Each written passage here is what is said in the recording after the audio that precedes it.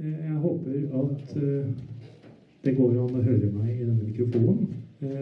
Da sier jeg velkommen til vårt første arrangement her ved Arendalsuka 2023. Mitt navn Øyvind Eikrem. Jeg politisk nestleder i Norgesdemokratene. Og vi skal i dag gjennomføre et arrangement hvor vi har en samtale med forfatter og AFD-politiker Stefan Korte. Boka hans står her fremme. Den også til salgs etterpå. Og vi kommer til å åpne etter at Stefan og jeg har samtalt en liten times tid for spørsmål og kommentarer fra salen. Men aller først så ønsker partileder Geir Ugland jacobsen å innlede litt og si litt om hva vi gjør her på Arendalsuka og så videre. Så vær så god, Geir. Hei alle sammen. De fleste kjenner meg kanskje. Jeg heter da Geir Ugland jacobsen og partileder for Norgesdemokratene. Det eneste partiet som setter Norge først i alle sammenhenger. Og det jo litt deilig å ha et monopol på det, så å si. Og vi har partier som ligner litt, men som ikke fullt overlappende på noen måte. Vi kjent for å være etterrettelige, og vi kjent for å være modige, og det skal vi fortsette å være. Og vi skal ha alle kort på bordet, slik at folk blir fullt informert, og demokratiet får virke. Jeg skal holde meg litt til norsk før jeg slår over på engelsk. Det noen i salen som ikke snakker norsk? There anybody here that don't speak Norwegian? No? Okay. Hello. Then I switch to English. I'm very pleased to open the first event for Norgesdemokratene here in Arendal. We are here to make ourselves visible and also to pick up some impulses from the audience that now are in town. If we are lucky, we are also having some attention from the media, but as you all know, we are under a media embargo. That is that they will almost for any price not give us attention. Because they have no arguments for against putting Norway first. So they choose the second most efficient way to take us away, and that is to ignore us, unfortunately. But we know that we will reach our goals sooner or later, but it will take a little more time than if compared to if we would have the same attention as other parties, established parties. We are probably the greatest threat to the establishment today, and I know by information from some of the established parties that we are the nightmare of many established parties and politicians, because we can pose the right questions and we can make the right suggestions in the parliament if we ever get there. So then, Stefan, I'm very pleased to have you here. We are indeed. Stefan, as Øyvind said, he is an author, and he has also many years with AFD, Alternativ for Deutschland, the political party which is blooming at the moment in Germany. We are pleased to see that. Me too. Very good. Stefan primarily worked with foreign affairs, foreign issues for the party for some years, and has followed the party, AFD, and on its way up. And that's very interesting for us to hear a little about that, if there's time for that. But most of all, he will today talk about the content of his book and geopolitical issues and that is what I'll call in Norwegian verdenspolitikk, and how the tectonic plates are moving at the moment politically, and what's really happening, because almost nobody really understands in full what is happening now, and I'm very eager to hear what Stefan has to say about that. So thank you, Stefan. Then I just wish you luck and take it away. Thank you. Thank you.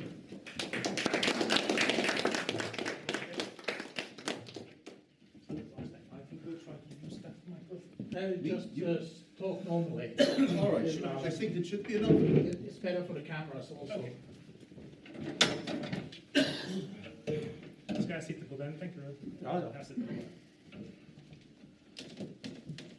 Ja, vel. Well, I hope that the microphone is able to hear us. I think so, I think so. And we'll just carry on with the second part of today after the introduction by the party chairman. Thank you, Geir, for your words. And as I already mentioned, Stefan, you have recently published this book, which is called Geopolitical Upheaval in Eastern Europe, Background and Significance for the Continent, a German View. And it's published by Legatum Publishing. And we have some copies here for sale. It's also published in German, if there are any German speakers, or people who want to fresh up on their school German from the old days, so they can buy an English version and a German version. Indeed. Indeed. So I have prepared some questions for you. That is good.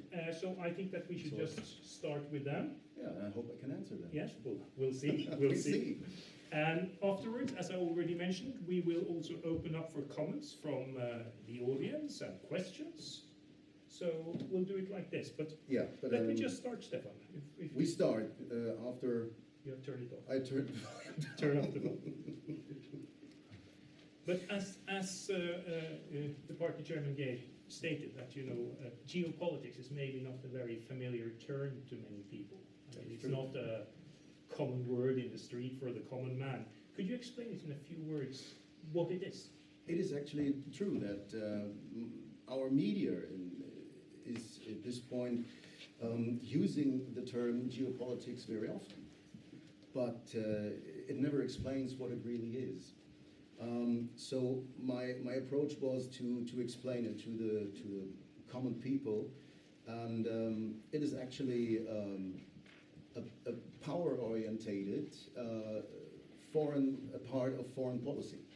So it is always about trying to establish spheres of interest, geographically defined spheres of interest, and that is the most important thing to know, that we are talking about foreign policy, and geopolitics is always a tool that is used in foreign policy.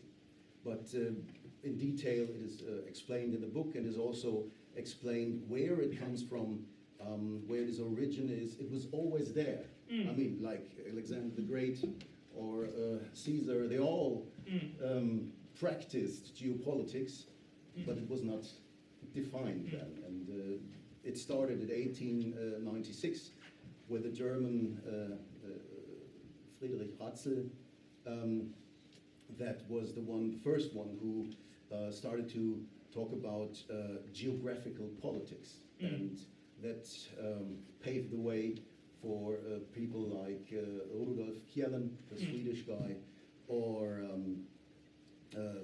Halford John Mackinder, very important person regarding the heartland theory, Nicholas J. Speakman, which we will definitely talk about later on, I guess.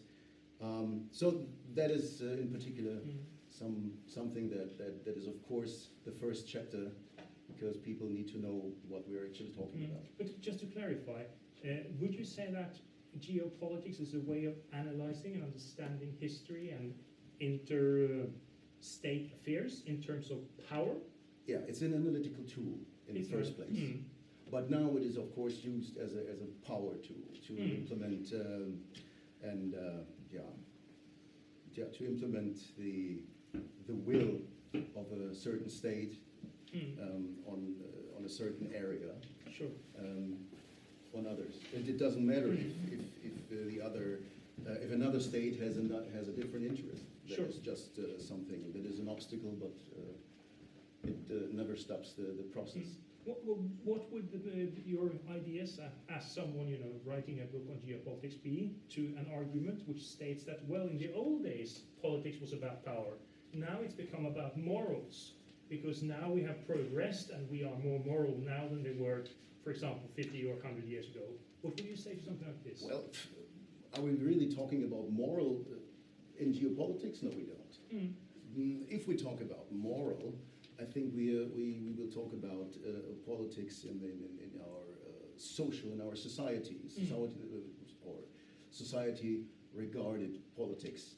There we talk about moral, but I don't know if this kind of moral is really something that should be implemented into politics, because this again could lead to disturbance. Because I think politics should really concentrate on the issues at hand, trying to do the best for the people or for the country. Sure.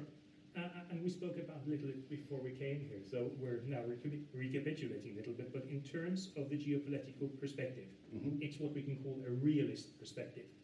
It assumes that there are states, and these states have real interests in the world. Yeah. And also that in many cases, correct me if I'm wrong, Stefan, but there are conflicts between states. They have real conflicts of interest between them.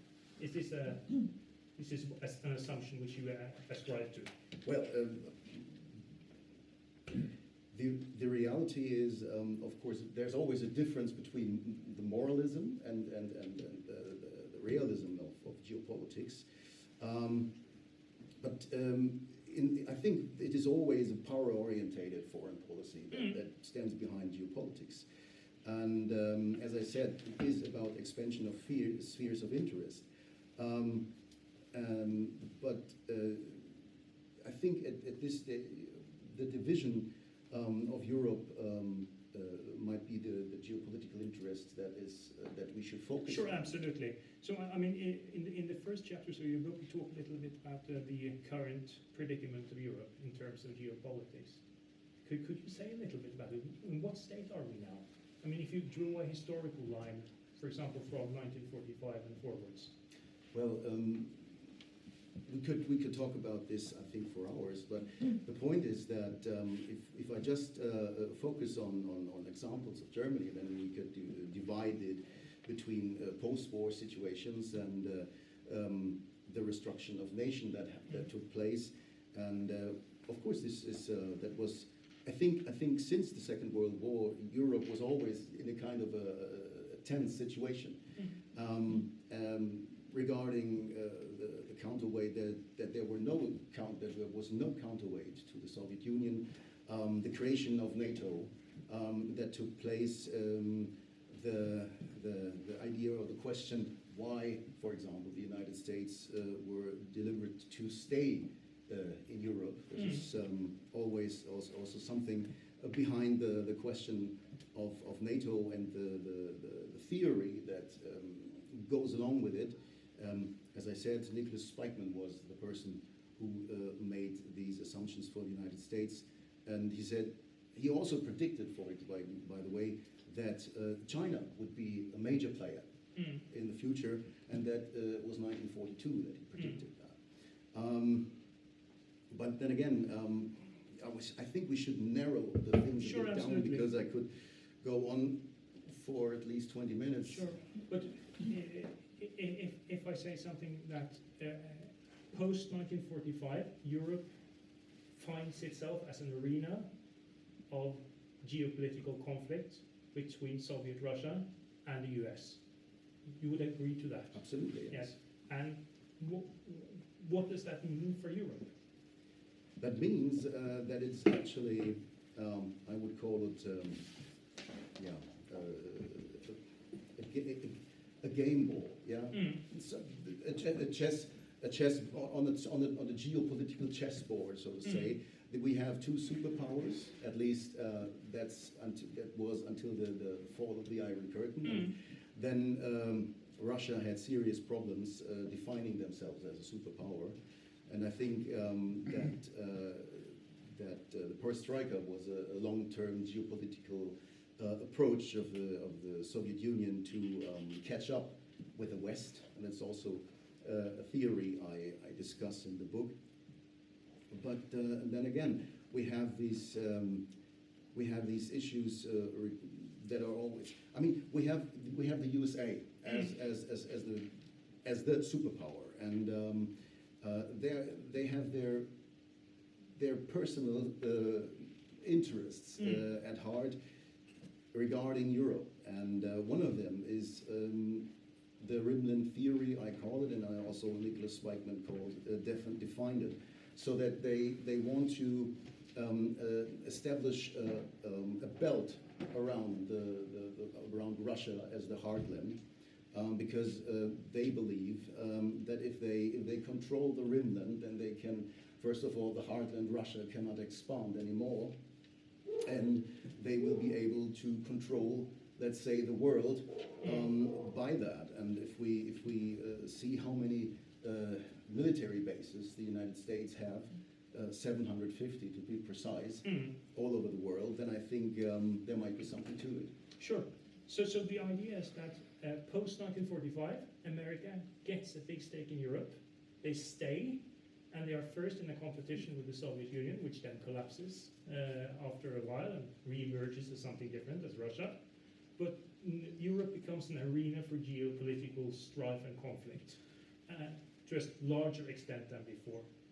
I think the Americans. First, we have to ask the question why NATO did not disappear after the fall of the Iron Curtain, because the Warsaw Pact did.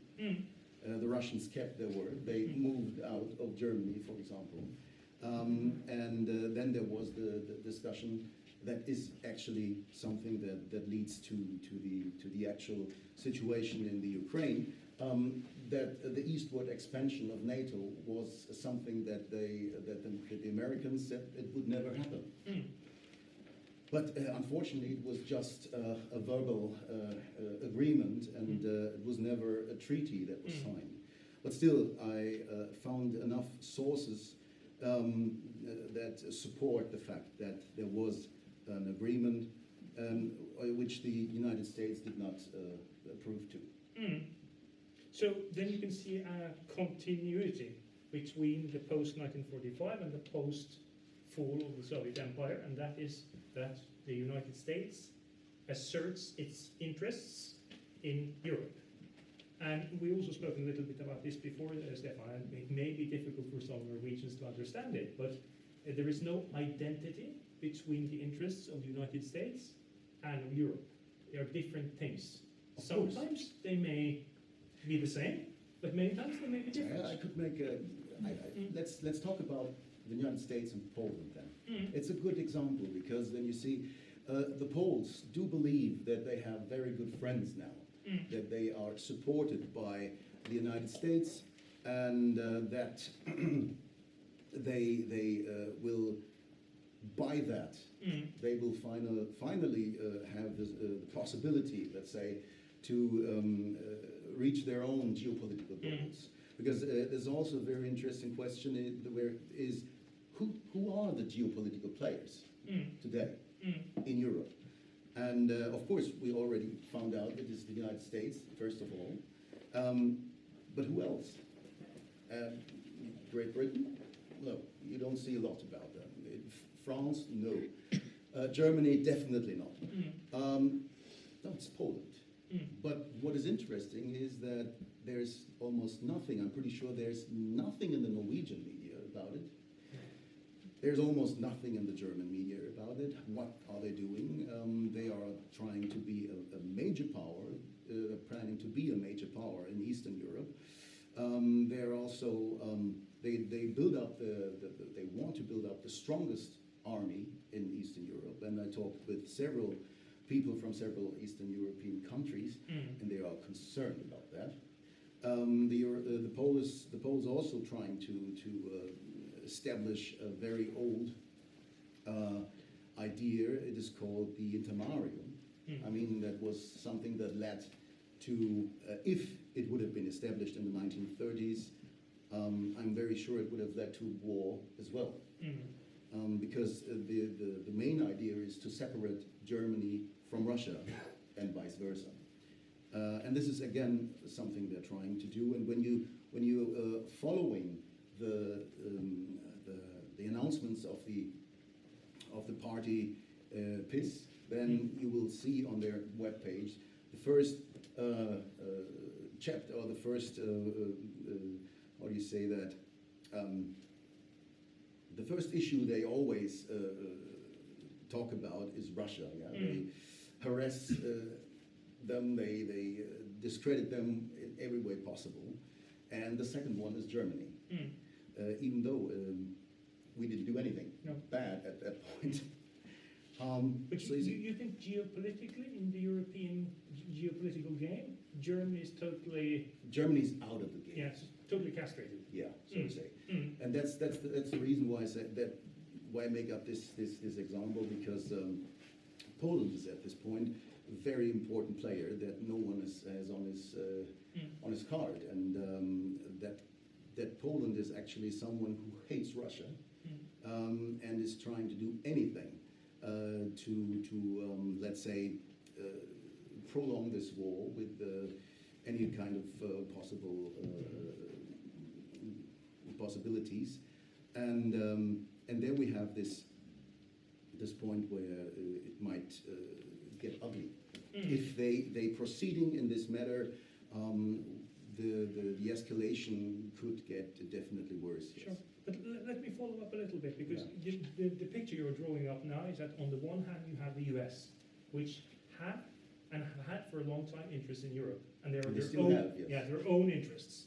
And on the other hand you have the old powers, France, England, which are really not into the game anymore. They just obey orders from the US. And then you have some new powers like Poland. But what about the European Union, Stefan? What do you think about them as a geopolitical player? Well, I don't have to say anything by myself. I think there is a very good quote from Brzezinski in this book, which says that, to sum this up, the United States do not care about Europe. They accept the European Union and the continent because they know they can't do it on their own. They can't design the world as they want to without Europe. But there is no partner, and this is exactly what Brzezinski said. There is no partner for the United States in Europe. They just need them. They use them, and they use them as they like to. And when they don't need someone anymore, they drop them. Okay. But to be frank, I mean, the fact is that we have to always ask. We can't say that the United States are evil in general. That would be a very bad approach. But it is of course important to know with what we're talking about and who has the influence on the foreign policy of the United States. And that is important to know that these are the neocons that are really doing, let's say, the bad things. And the people, the realistic people in the United States, unfortunately, don't have the upper hand now. But this is also something that I do explain in the book in proper detail. What would you say about Russia? What are the geostrategic interests of Russia when it comes to the European game? At this point? Yes. I think Russia at this point is, of course, very disappointed about the actual behavior, about the agreements that were not kept. I mean, I always talk with a good friend of mine. He's Russian, and he's also very, very good informed regarding politics. And I see that if, and this is the most important thing, if there would have been any kind of approach towards Russia, trying to find out what they really want, and I mean it's obvious what they want. They don't want the Ukraine in NATO, and this is all they want. So, but sometimes in Norwegian press you read the following, that Russia is on the verge of invading Europe. And Ridiculous. You think it's Absolutely ridiculous? They don't have the power. They don't have the material. I mean, we already saw how difficult it was for them to approach or how do you say that, to get into Ukraine, to keep their front lines. They had to withdraw again from certain areas, and what we all heard is that they had organizational problems. The communication was bad, and we could also ask the questions: why not 2014? Why waiting longer? Because they were not capable. In 2014 they didn't have the material to take more than the Crimea.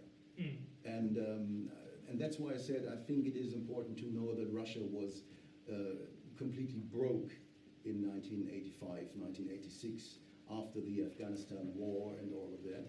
That was actually geopolitically prolonged by the United States by supporting the Mujahideen. Yes. Yeah. But if the Americans do something like that, then it's okay. So you totally reject the idea, which is sometimes certain in the Norwegian press, that Russia could and even would and is able to invade the West. That's just ridiculous. It is ridiculous in this way because they don't have the material to do so. What they want is they want to keep what they have at this point. And that's why they digged in, so to say. Yes. That's what you see. That's the reason why they didn't expand their front lines anymore. They stopped at a certain point. They fell back on several points. And now what we see is that the Ukraine approach is more difficult than the media gave credit to. Why this bogeyman then? Why was Russia... Because fear is obviously the best solution to make people obedient to certain ideas. I mean, it is the same with talking about the weapons deliveries. I mean, everybody who's against weapon deliveries to the Ukraine is, especially in Eastern Europe. I was in Lithuania a couple of days ago, and everybody who's against this is a KGB agent. Yeah. So it doesn't matter. I mean, there is always just a lousy argument that comes around because they don't have any other arguments. What I think is that it is always obvious that if you deliver weapons, you do prolong the war. What does it mean? It means that people are dying. And if there's another chance for freedom, why don't take it? Sure. Should we look a little bit ahead? Now we're looking at history in 1945 forwards, but if we look a little bit at NATO, I don't know if you agree with this, but I assume you do so, but correct me if I'm wrong, that NATO, which was seen as a regional defensive military alliance, has developed into something else, a geostrategic tool of some kind. Yes, a proxy force of the United States. Yes. Why do I say that? Because, as I already said, the NATO could have been disassembled after the fall of the Iron Curtain, as did the Warsaw Pact. And the approach of the Russian Federation was very friendly at that time. In particular, Putin held a very, very friendly speech in 2001 or 2002, I am not sure about this, in the German parliament. And he was there with open arms, wanted to come closer to Europe, but there was no real response to that. And then again, the NATO, and as you have to be aware of the fact that NATO is the reason for the Americans to stay in Europe. If there's no NATO, there's no reason for the Americans to stay in Europe. So that was also the reason why they need NATO. So there has to be another idea, and the new idea was out of area missions. The first one was 1999. It was Yugoslavia, which is still very doubtful that it was in regard of international law. Then we had, in 2011, we had Libya. And I would say Libya was the most devastating thing that could happen to Europe, because after Gaddafi was gone, and he was the one saying that if Libya fell, if Libya is falling, then the door or the gate to Europe will be open. Yeah. And let me be frank, Yeah. that is exactly what happened. Prophetic words indeed. But we agree then that the alliance with the US for Europe has a cost. It has a cost. Yeah, and if you could, I mean, probably many here are interested too in if we use the example of Nord Stream, for example. Could you say a little, because you write about it? Yes, I did. I was also talking about this subject in London last year in October, before Seymour Hersh made this interesting reveal. And at that time, I already said that that I'm very, very confused about the fact that the first thing, I mean, I never read, sorry to say that, but I never read a lot about Norway or Norwegians in the German newspaper. But after that incident, suddenly Ivar Strømmen was all over the place, Yes. claiming that it was, of course, the Russians who blew up their own pipelines, so that they have a reason for not delivering gas to Europe, to Germany, which is ridiculous, of course. I mean, why should I shoot myself in the knee just to say, okay, I don't want to walk anymore? I could say that just by saying I don't want to walk anymore. And what is also very intriguing is the fact that no one asks for another culprit. No one. I mean, no one has the guts, obviously by media or by the politicians, German politicians in particular, to ask, is there anyone else who might be interested in blowing up our pipelines? Well, and obviously there is a confession, I would call it a confession, of Biden, of the President Biden and of Victoria Nuland in the media. You can download it on YouTube, you can watch it all over again. Mr. Biden said, after he got the question from a reporter, what would he do about the Nord Stream pipelines? And he said, when the Russians attack the Ukraine, there will be no Nord Stream 2 anymore. And then the reporter asked, how do you want to do that? I mean, it's German jurisdiction. Well, we will find a way. How much more do you want to talk about it? I mean, Victoria Nuland also underlined that fact. And after this incident, she also said to an American, to a US senator, that she agrees with his opinion that it is a good thing that Nord Stream 2 is just a pile of metal on the bottom of the ocean. So how much more do you need, at least to say, all right, there is another culprit here, and how possible is it? Sure. Yeah. And then again, then again you have these secret services like the BND, the German Secret Service, coming up with this glorious idea that a bunch of Ukrainians and some Poles did it in a yard, just carrying around 500 kilos of explosive and the material to dive 80 meters. And then again, all right, okay, if you say so, then we all do believe what you say. But do you think that the debate in Germany, has that been realistic or has it been a cover? The official debate. The official debate. The official debate is a cover.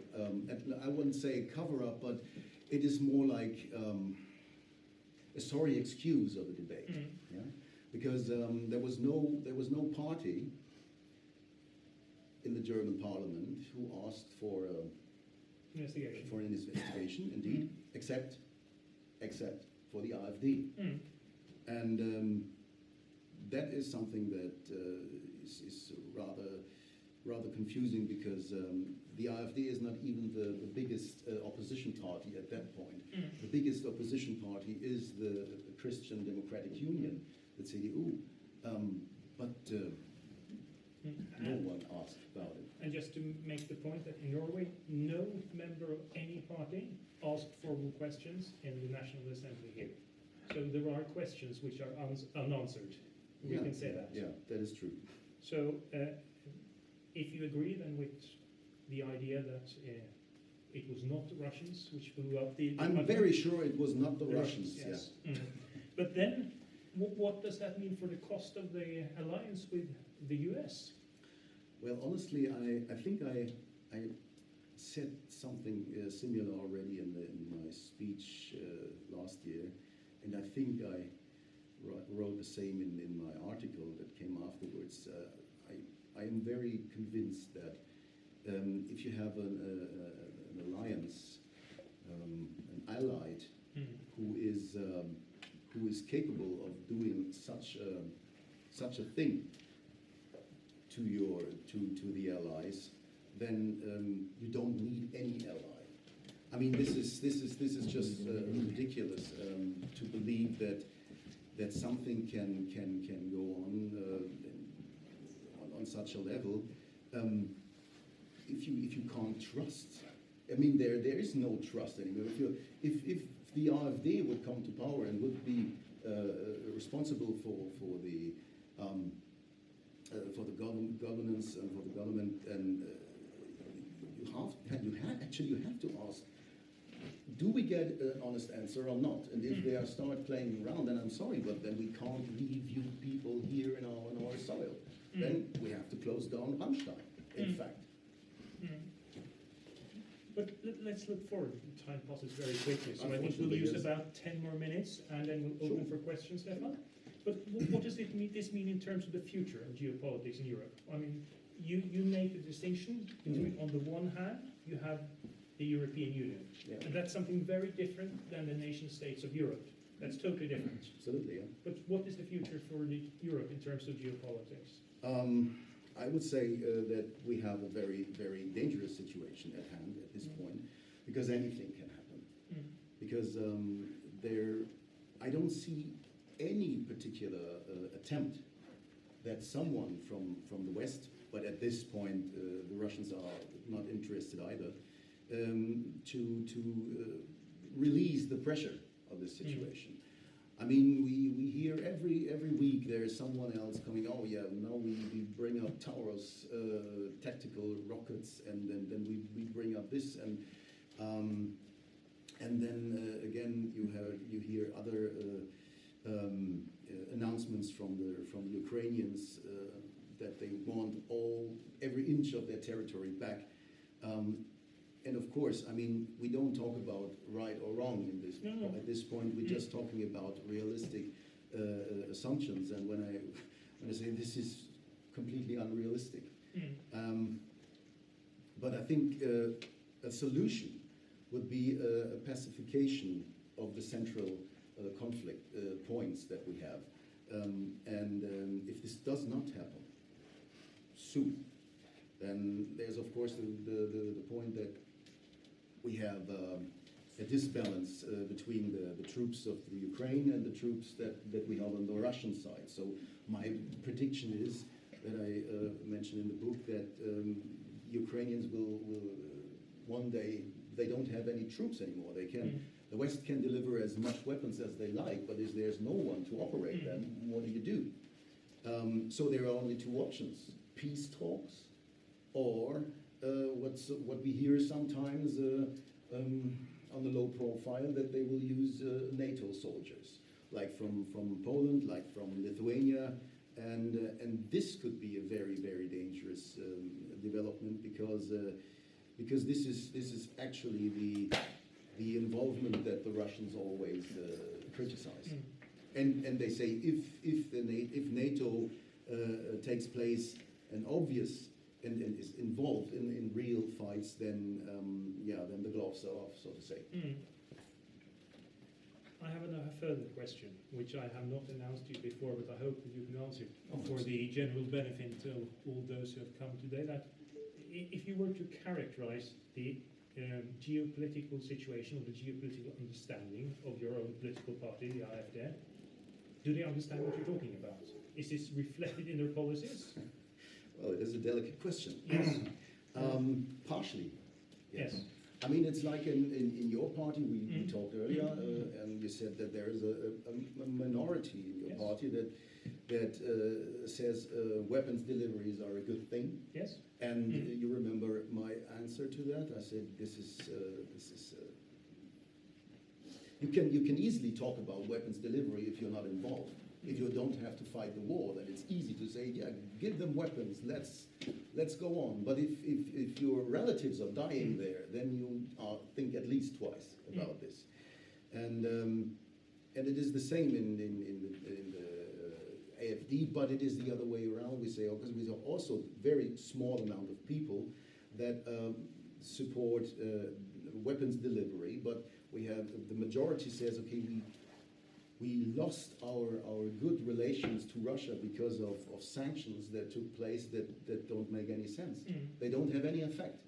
Russia's economy is blooming, still is just working better than ours at this point because we lost billions in euros of contracts. So yeah, I mean, we have a serious problem. Exactly. And I think our party tries to solve this also with their approach to other parties in the parliament. But we will, of course, as he already mentioned, they ignore us as well. Yeah. The only thing that because they don't have any arguments against us. But the only solution is to ignore us or to call us by names, which I won't repeat here. But the elections will they are coming up next year. European Parliament, and we have Bavaria in October, and the polls are going through the roof. At least from our perspective. 22%, 21%. 23 at this point now, and but what is very intriguing is that the polls in Western Germany, we have 21% in Saarland. I don't know. Yeah. So it's amazing. And when you mention this, I have to come with a different question. And we spoke about this as well earlier, that, for example, the respected magazine Der Spiegel had a recent editorial, I think it's 2 or 3 days ago, where they encouraged the constitutional courts in Germany to consider banning the AfD. What is your response? Well, they tried before and they will fail again. That is the short answer, because this is not the NPD. Yeah? No. Not the national party that we had years ago, where actually almost every second person was paid by the Secret Service. So they are always it's like a dog barking up on a tree, and they are scared. They are scared of us because now we are approaching percentages that could be a danger, and the people from the Christian Democrats, they are already on the local level. They are already considering working together with us, even though that might be dangerous for their career in this party. But I mean, this is the point which is important to reach. People are realizing in Germany that they got screwed for decades by the old parties. And this is this state of mind we have to reach all over Europe. And then we are turning things to the better, I would say. Yes. And by Europe you mean the individual states? Of course. The European Union. Of course. What else? Sure. I could also state before we start taking questions that tomorrow we will have another talk, and that talk will be specifically with demographics, the changing demographics of Europe, which will also take place here at 12 o'clock noon tomorrow. Oh, that early? Yes, so we have to get up early tomorrow. Should we open for questions? Sure, and you are able to answer questions regarding the book and other issues, or Germany, or anything. I can serve a little bit as master of ceremonies and walk around with the microphone. Go ahead. Yeah. First there, and I'll come there afterwards. Jeg har anledning til å stille spørsmål på norsk, engelsk eller tysk. If someone asks a question in Norwegian, I will translate it. It would be nice. Kan vi filme den, eller noe som ikke er... Ok, bare... Do we need it? I don't think we need. Kan du snakke med høy stemme? Yeah. Thank you for your presentation. I was reminded of a quote I've heard before. Keep the Russians out, the Americans in, and the Germans down. Yeah, I remember that one. That was I can't exactly tell you from whom it was, because it is written in the book, but I can't remember names. the Secretary General, Lord Ismay. Ismay, exactly. Now, the moment you said it, there it is. Yeah, exactly. That was actually his whole idea about NATO and about his career. I feel He like based his whole career on this sentence. I feel like it sums up your discussion today. Yeah, and absolutely. I'm wondering what reflections do you have? Is this because this was a historical perspective on how NATO's relation to Germany would be as well. It seems like it's fulfilling itself again. In regard to Germany, to the Nord Stream, to your ideas about how you run your electrical grid. It seems like all the ideas coming out of Germany are bad ideas that we're implementing. Well, yeah. How can I say that? I mean, we had the re-education after the war. Then we had the '68 movement that was rather that had a communist touch, so to say. So I'm completely agreeing with you that all the bad things, or most, not all the bad things, because we're not the Hungarians, but that was a joke again because they are blamed to be the bad ones as well. I had a very good talk with an Hungarian ambassador, and he's also smiling about the fact that the Hungarians are always the bad boys in Europe. But regarding Germany, it is unfortunate that a lot of trash is coming from German politicians. Yeah, I have no excuse for that, except bad education.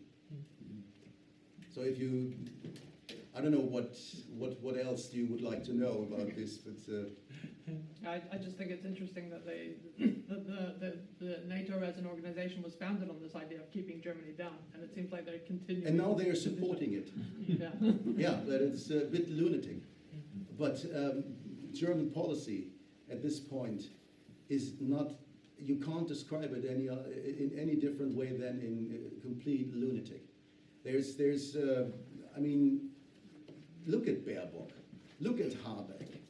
I mean, there's not a straight sentence coming out of their mouths that makes any sense. And these people are foreign minister and the minister for economy in Germany, with a BHP of 6.6 billion. So what? I mean, this is ludicrousy, absolutely. And it's the only thing you can do is laugh about it, because otherwise you cry all day long. And it's just not good at all. Thank you very much. Very interesting, and I've already bought your book. I wonder if you take the situation in Ukraine as it is now, and if you should if you should look before the First or the Second World War, if there is a similar situation today, which one would you pick, First or Second World War? I would say second. Yeah. I believe it's more like the first, because at the First World War you had all the alliances were woven together, and you had two small countries who attacked each other, or Austria and Serbia, and that draw the whole alliance into the war. Nobody thought it would be this grave. Nobody thought it would be a world war. And I'm afraid that because we are in the NATO alliance, then we are all doomed to do what America say. And let's say that you said Poland is attacking Belarus, for instance. Yeah, but that's the reason why I say it is a bit more like the Second World War, because Poland is doing it again. They are again threatening a bigger opponent, and they believe they can beat it.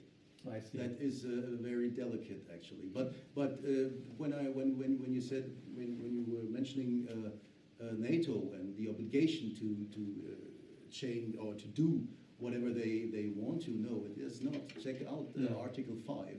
Yeah. As it deems necessary. All actions as it deems necessary. Yeah. So every nation can decide very much on its own what they are going to do to re-establish peace in the area of the North Atlantic Treaty. And I'm very sure especially regarding the situation with the military material we already gave away. I can assure you Germany is not capable to defend itself at this point. And I talked with the British, and the generals there, they do say the same. They can't defend themselves anymore. And there was a question from the Prime Minister of Estonia. She asked the British general what would happen if Russia would attack the Baltic states. And his first answer was, well, first of all, we would withdraw into the depth of Europe, reconsider what we will do, and then we will have a counterattack. And of course, the response was, yeah, and what do you think what will be left of the Baltic states afterwards? But then again, they changed their ideas, and they say, okay, we build up the forces. They brought in some more British soldiers. They push the numbers on the German brigade. But then again, all of this means a full-scale war. Yeah. And this is actually what we should try to avoid. Exactly. Why I didn't look upon the Second World War and thought that was similar. Sorry. No problem. I don't think Putin really is Hitler, and I think Hitler had he had both the army and the resources, and he had the plan to conquer all of Europe, and I don't think Putin had that.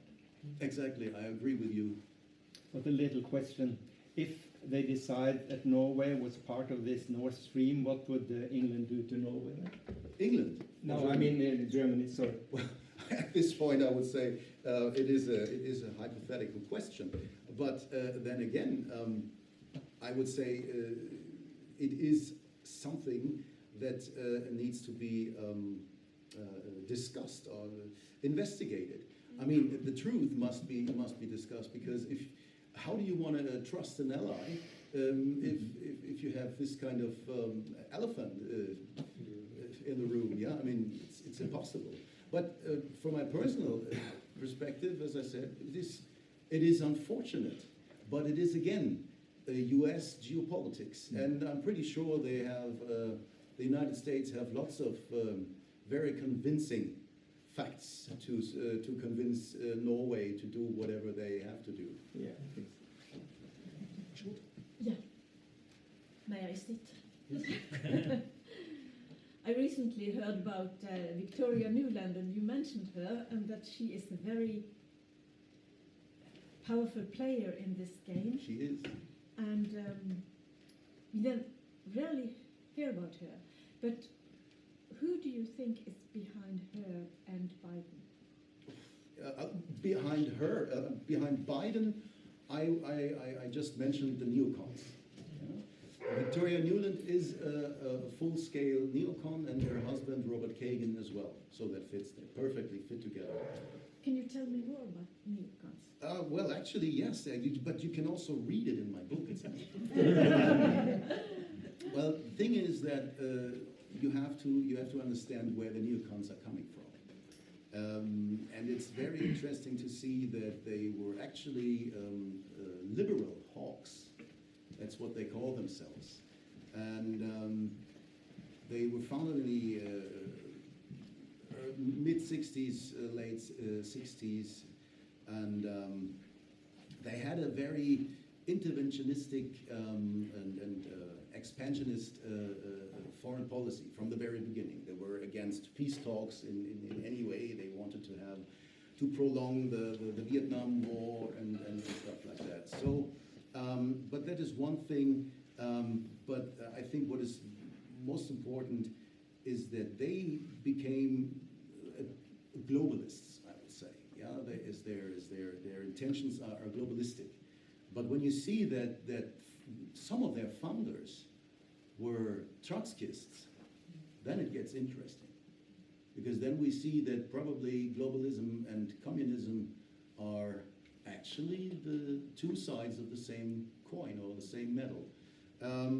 But it is the Americans, they use, especially, I mean, like Kissinger was inspired by the neocons.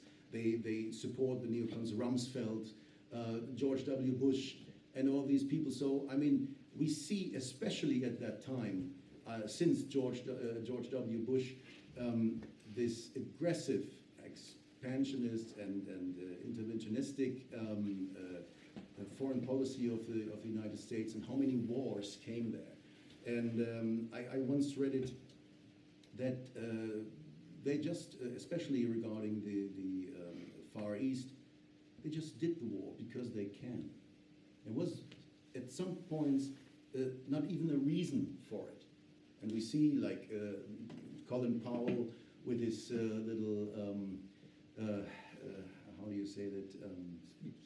The Presentation of evidence. This presentation of evidence. Yes. Yeah, you remember that? Yes. Oh, what was it? Milzbrand, I don't know. Anthrax. Anthrax. Yes. Yeah, that was the thing. He said before he died, a couple of years earlier, before, that it was the worst part of his career, the lowest point he reached. So he figured out he lied, and he was, and you see, and this is just one little brick in that you can put together to show that the neocons and the foreign policy they are trying to be the dominant power, full stop, and there's no one beside them, and they don't want anyone, neither the Chinese nor the Russians or anyone else, to be equal with them. Thank you. Kjell-Arne Thomas. Yeah. Could you elaborate a little bit about the outlook for Europe's economy, especially regarding to the energy situation, and also the BRICS and the new currency they have? Well, the BRICS states are another matter, I would say, but if you focus on Europe, at this point, we can say we are quite screwed.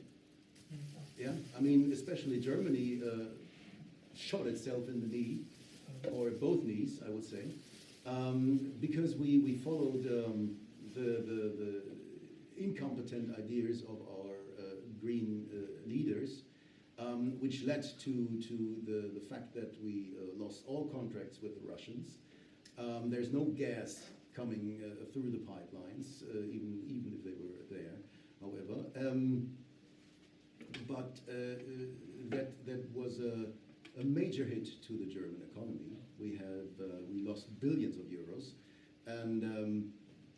and I can't speak for other nations. I don't know what kind of effect it had on the Norwegian economy, but at least you, what a coincidence, established a new pipeline to Poland. Yeah, all coincidences. I have a follow-up about the uranium and Niger problem now. That's going to impact France mostly, but also some German nuclear power plants. Power plants? Yeah. Well, don't worry about power plants anymore in Germany, because we shut them down anyway, because it's a green idea. Yeah. No nuclear power plants in Germany anymore, and if the green ideas go on, then I'm pretty sure we will start making fire again with stones. Geir Ugland, Jacobsen, and afterwards we have time for a couple more questions. Please. It was a good lesson, Stefan. Thank you. We are talking about this all day, and we try to gather information about what's really happening. Because I think it's as a business manager for many years, I'm very occupied about the macro politics and how it's really orchestrated. Because we usually tend to fall into micro politics, and we are dealing with some symptoms or just small parts of the problem. And if we eliminate it or solve it, then the problem won't disappear, because someone is pulling the strings somewhere. It's a game going on, and it's probably one force that really has the total overview, and then it's a lot of naive, useful idiots also playing in it, who really don't know what they're doing.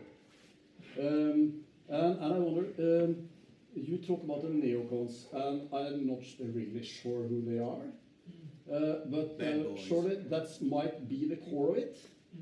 And I wonder, what do they really aim at?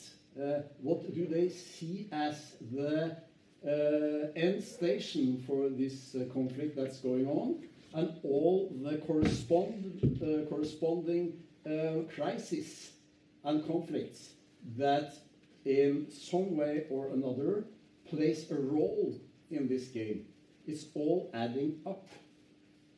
Because it's a game of smoke and mirrors. You don't. What you really see is not really what it is, usually. And there's a lot of false flag operations, and that's really confusing. Like we saw in Syria, we saw false flag because they really wanted to take down Assad, and they financed the ISIS. I can say that in this forum. I'm very sure they did. Well, they financed the Mujahideen to prolong the war in Afghanistan with the Russians. So, yeah. Yeah, and they kept their wings over ISIS because Russia was not allowed to take out ISIS because he got an open threat of war from Barack Obama. If Putin took out ISIS, the US would go after Russia. And they will have a war at least in the Middle East because of that. And then we saw these false flag operations. Like every time Assad almost had beaten ISIS, he just got the bright idea to gas some of his own civilians.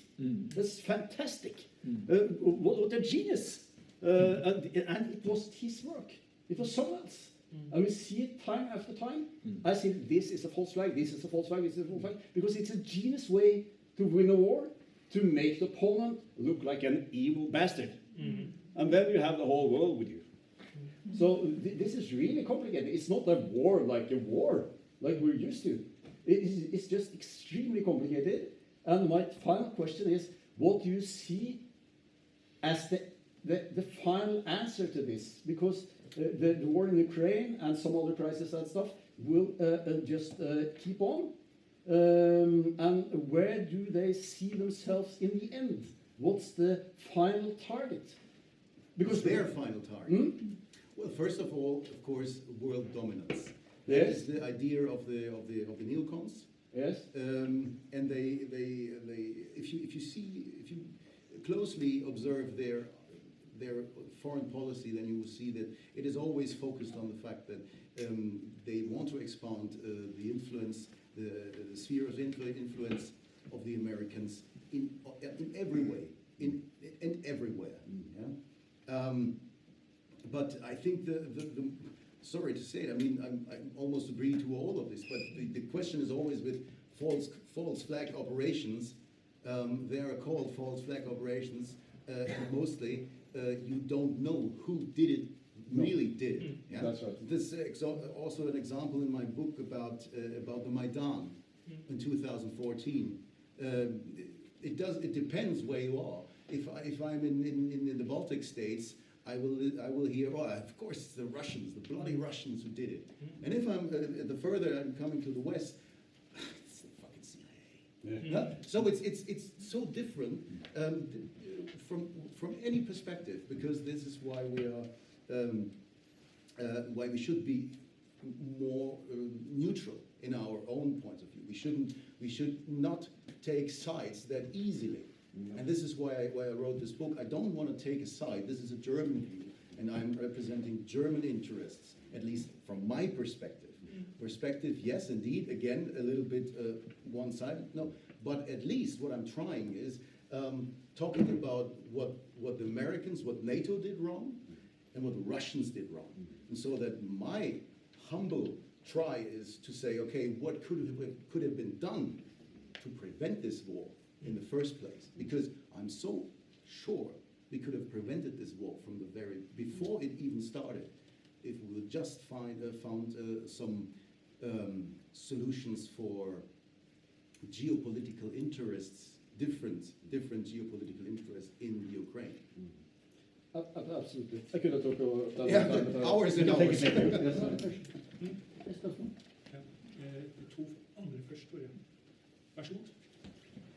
We are all very fascinated about the success of the AfD in Germany, watching the growth and the future potential now. And of course, then the question will be for us in Norway and other countries, what part of that success might be possible to transfer to other countries? What is transferable? What can be copied? What can be imitated?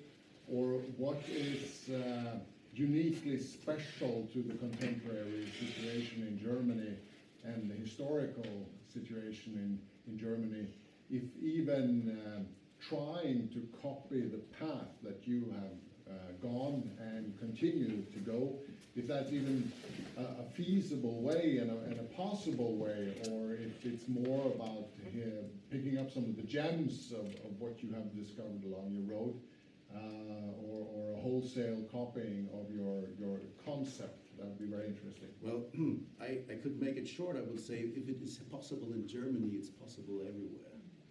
I mean, Germans are a little bit, how do you say that in English?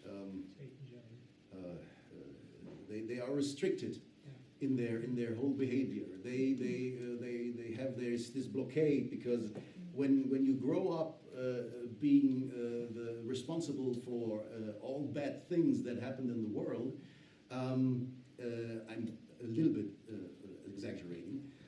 Just a little, but then of course that has an influence on your psyche, but luckily not on everyone.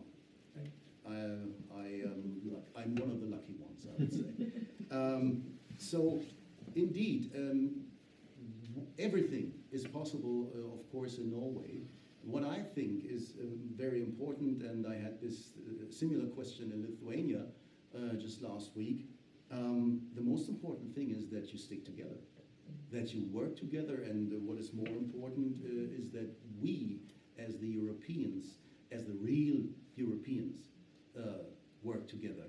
Because when the people in Europe see that we are capable of talking or speaking with one language, yeah, and everybody sees, well, I mean, they have the same opinion in Norway, they have the same opinion in Lithuania, and they have the same opinion down there in Austria, and everywhere else, then these people can't be completely stupid. They can't be the bad guys, they can't be the racists or the whatever they call us, because it is just common sense. We want to protect what is ours, what is our beloved country, yeah, our nation, our culture, and this is our goddamn right, because it is our country, it is our continent. But you can do anything. You just have to work together.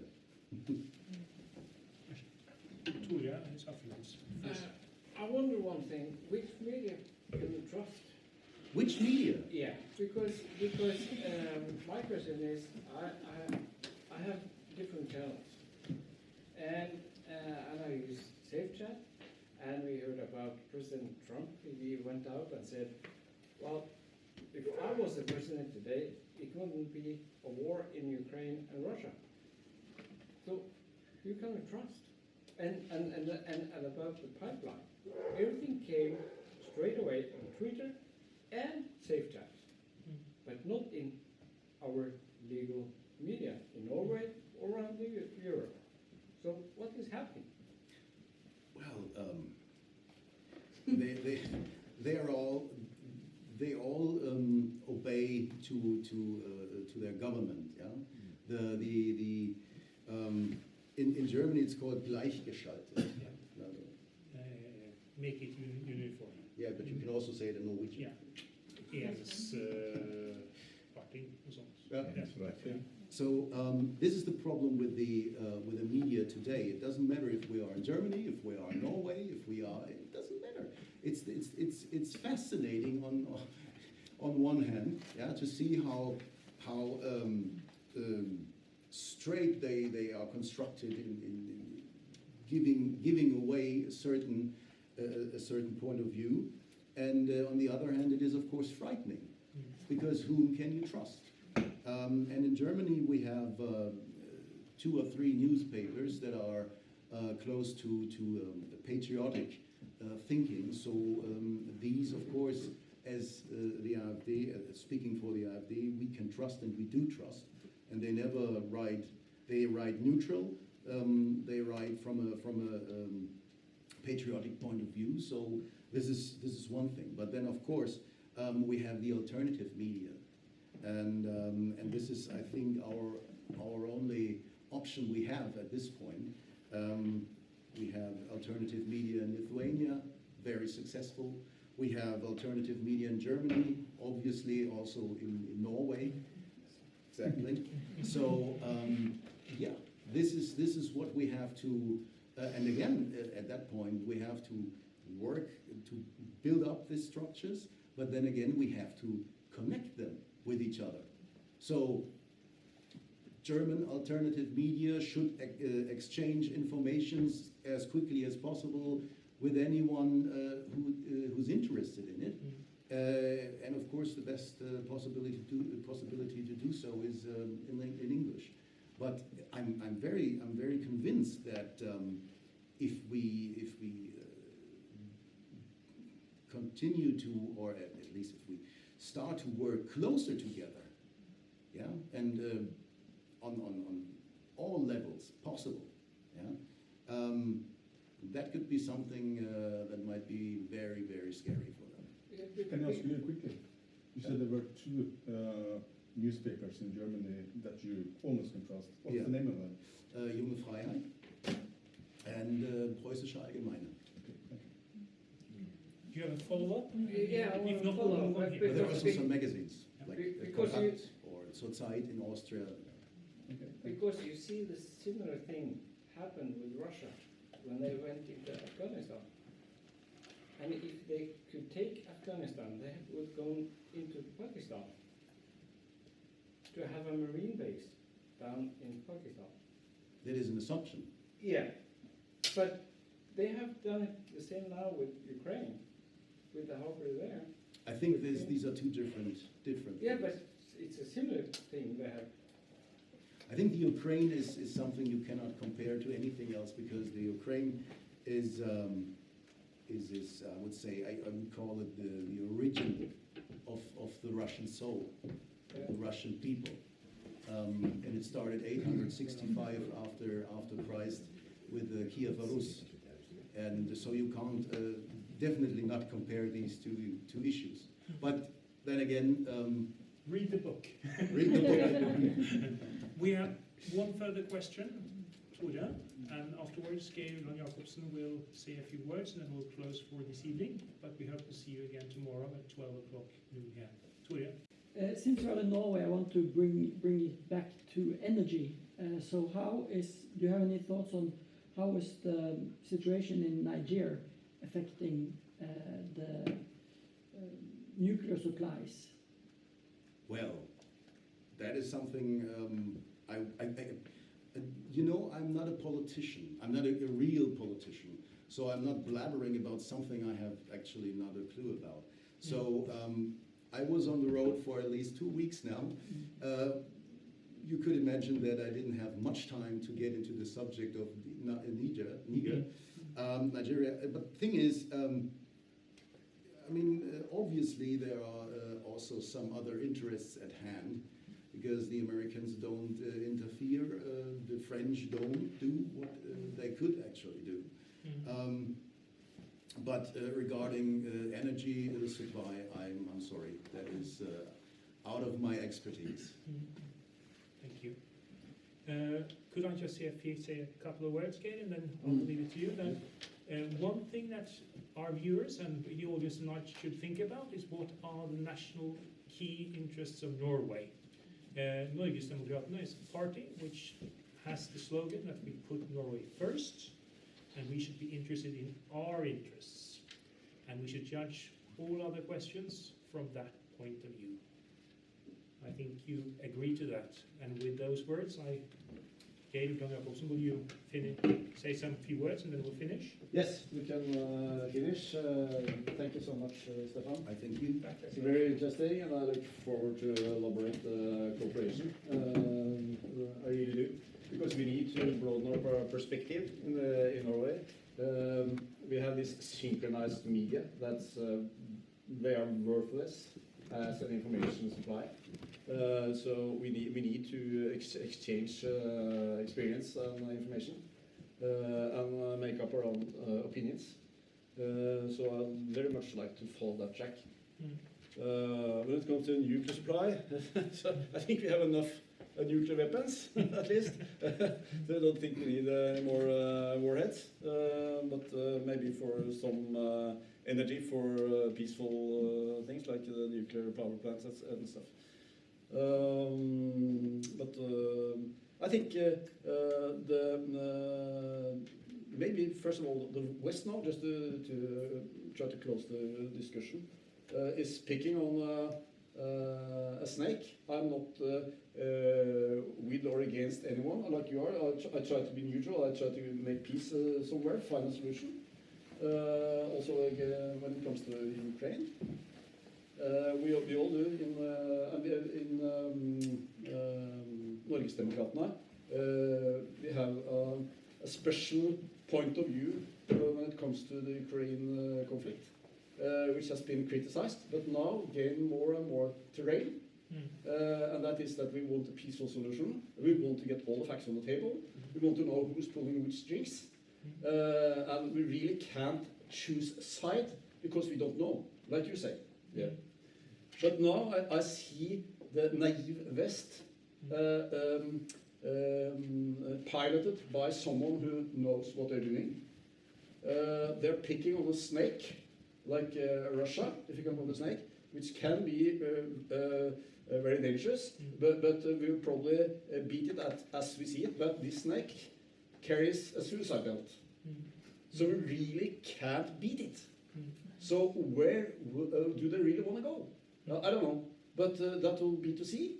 And I think we're a bit on that way now to maybe to dig up what family will be. So until then, until we find that final solution, and maybe it blows up in our face before we know. Yeah, it's a snake with a red button, huh? Yes. Yes, exactly. So until then, we'll take that session tomorrow. I look forward to that as well. I hope you all will attend that too. And maybe more people will come and attend, because this is really very interesting. Just spread the word. And now we close for today. And buy the book. It's possible to buy the book. Stefan is even as generous as to sign it for those who buy it. Yeah. So it looks very interesting. I just went through it very, very quickly. And it's exactly as compact and to the point as I like it. So I can recommend it. Now we spread a little for dinner and whatever we are going to do. We are sleeping everywhere. So just have a good evening and a good night, and see you tomorrow. Thank you.